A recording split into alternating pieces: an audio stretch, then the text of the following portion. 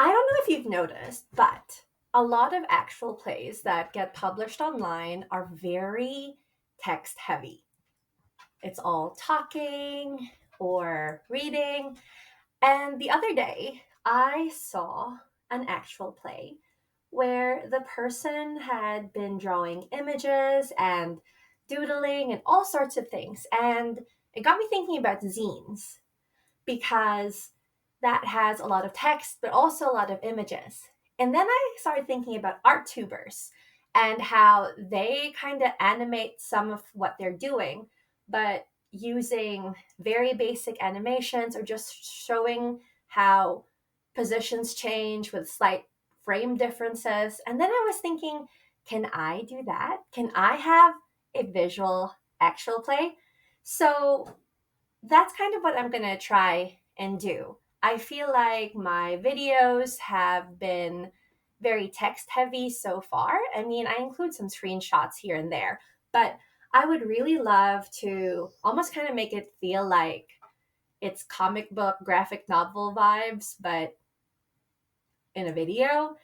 Obviously, I'm not going to be able to do all the art by myself. I mean, I could, but it would take so long.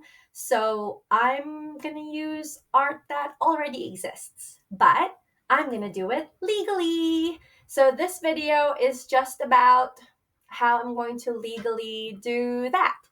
And maybe also include an example of what I mean when I say do a visual style actual play. So I like to dabble in making art. I'm not the best artist or anything, but I do like to make things. So I'm going to be including some of my own art in my videos.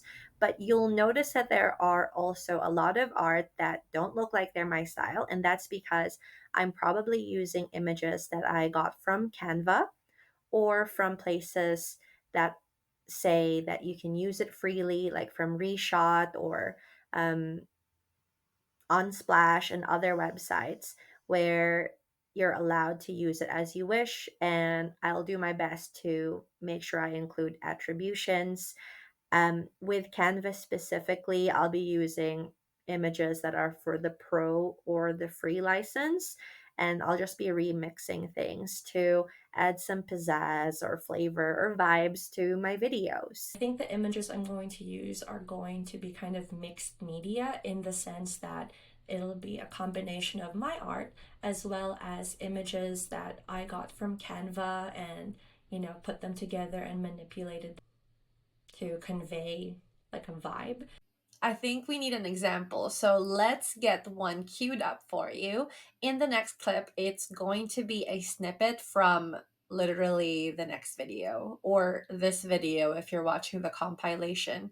Anyway, it's going to be an image of a carriage on a cliffside area, and there are two people standing there.